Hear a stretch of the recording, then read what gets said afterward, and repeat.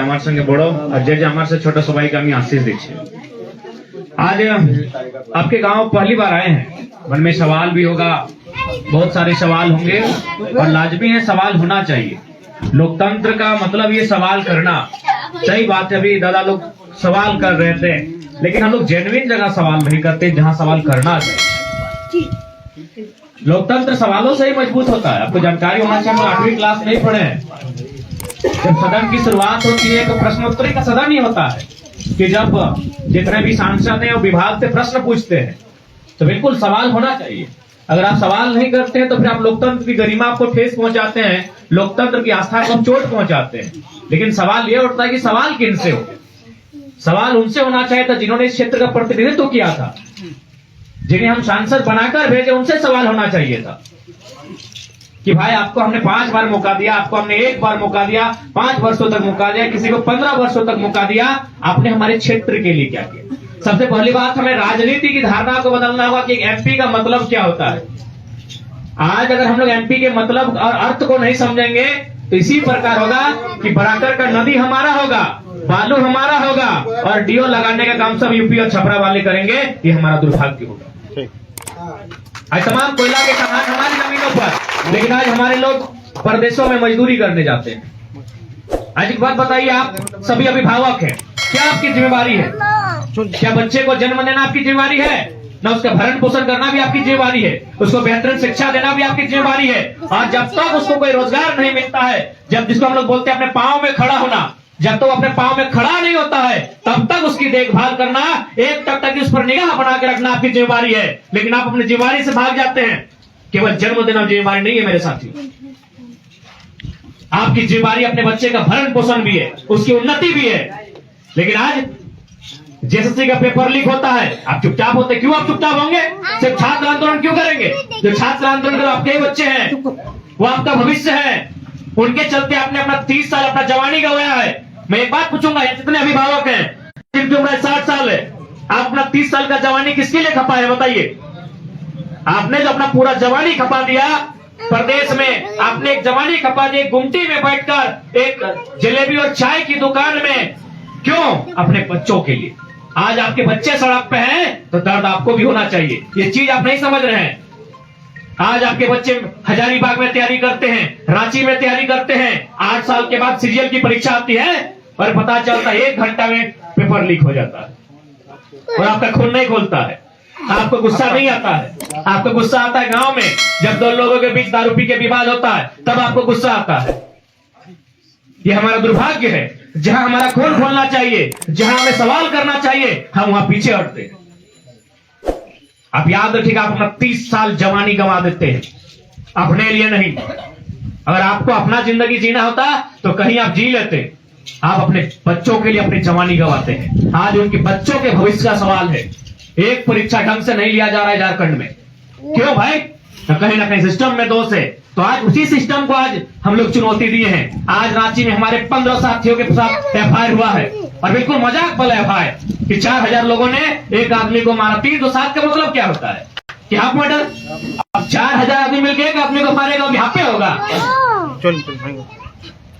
यानी आज आपके लिए हम लोग लड़ रहे हैं, आज आपके लिए हम लोग गांव गांव जा रहे हैं। क्या जरूरत थी? आज अभी हम गाड़ी में आ रहे थे, एगो दोस्तों हमारे कान में आके बोला, दादा थोड़ा तोजर उठा लीजिए, यानी कमर भी धड़ा भी अपनी डील भाई। क्या बताएं मैं अपना दर्द का कहानी, हम लोग क्या जरूरत है बताइए? आज बड़ी बड़ी पार्टी हम लोग को टिकट ऑफर कर रही है, लेकिन आज अगर हम लोग पार्टी गोद में चले जाएंगे तो कल झारखंड पे बात कौन करेगा? कल झारखंड पे बात कौन करेगा?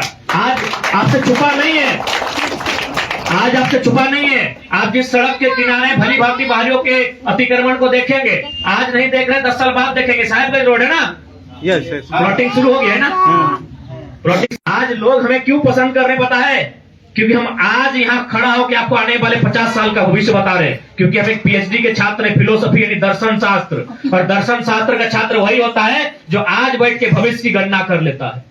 धनबाद की भीड़ कहां जाएगी? झरिया की भीड़ कहां जाएगी? कतरास की भीड़ कहां जाएगी? जो आरा बलिया छपरा से चल के आए हैं, उनके पास पैसा है, उनके पास पूंजी है। वो पैसा और पूंजी से घर नहीं चलता है, उसके लिए 2 बित्ता जमीन का टुकड़ा चाहिए, वो हमारा और आपका है। वो हमारा और आपका है। यदि आज आप उस गंभीर समस्या से अवगत नहीं हो पा रहे हैं, आज यदि आप उस भयावह स्थिति को समझ नहीं पा रहे हैं, तो आज के 20 साल बाद जैसे धनबाद में झाड़ूडी वो गांव था, आज खोजने से नहीं मिलता है नक्शा में कि झाड़ूडी कहाँ गया। झाड़ूडी गांव नक्शा में नहीं मिलता है कि कहाँ गया गांव। तो खाटी झारखंडी का गांव था, लोकल लोग वहां रहता था। आज एक आदमी नहीं बचा, एक बित्ता जमीन नहीं बचा। तो भयावह स्थिति का सामना करने के लिए तैयार रहिए, नहीं तो अपना नेता सदन में भेजिए, क्योंकि जमीन का विवाद कहाँ समाधान होता है? सदन में। यह अनुसूची 9 का विषय होता है। आज बहुत सारे लोग कहेंगे कि भाई आप लोग 2-4 को सांसद क्या कर लेंगे। मैं आपको बताना चाहूंगा, पढ़े लिखे लोग हैं। सन 1990 में 66वां संशोधन हुआ था भारतीय संविधान में, और हमारे CNT के कानून अध्याय 8, अध्याय 10 और अध्याय 18 को अनुसूची 9 में शामिल किया गया था, कानून नंबर 209 बना के। हमारे पास मात्र 6 सांसद थे उस समय, थे कि नहीं? यानी सांसदों की संख्या मायने नहीं रखती है, उस सांसद में दम क्या होता, कलेजा क्या है, ये मायने रखता है। यहाँ जितने लोग आए हैं, हम लोग साधु महात्मा संत पीर फकीर नहीं है, हम लोग गृहस्थ जीवन जीने वाले लोग हैं। यहाँ जितने लोग बैठे हैं, चाहे व्यवसायी हैं, कृषक हैं, दिहाड़ी मजदूर हैं, ठेका लेने वाले हैं, या फिर जो भी काम करने वाले हैं, 2 रुपया जमा करने वाले लोग हैं, यानी संपत्ति अर्जित करने वाले लोग हैं। संपत्ति 2 प्रकार की होती है, एक चल संपत्ति, एक अचल संपत्ति। चल संपत्ति चल चल के कहीं भी जा सकती है, अचल संपत्ति जो जमीन का टुकड़ा कहते हैं, आज उसको भी बचा के रखना होगा। नहीं तो जिस प्रकार ये अतिक्रमण बढ़ रहा है, जिस प्रकार हमारा धनबाद बोकारो, कभी नहीं लगेगा हम झारखंड में खड़े हैं। जाइए घूम के आइए, एक टेंडर भर के दिखाइए ना जी, का अभिमान। एक टेंडर आप बोकारो के टाउन में और धनबाद के टाउन में नहीं भर सकते हैं। ये स्थिति आज झारखंड की है, पूरे भारत में ये स्थिति कहीं नहीं है। उन पर आज हम लोग बात कर रहे हैं। दादा बाद में सुनेंगे आपका बात, 1 नहीं 4 को सुनेंगे।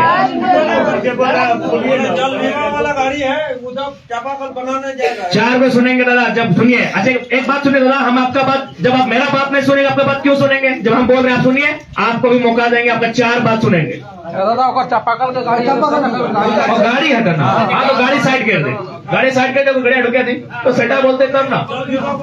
अरे ठीक है, ओसान बोल पे तब ना, तो ऐसा बोले तो रविंद्र पांडे बोल रही है बोल नहीं, गड़िया पर जाए नहीं, अरे गड़िया पर जाए नहीं, गाड़ी जा रही दादा, गाड़ी जा रही चापाकल वाला। अच्छा साइकिल साइड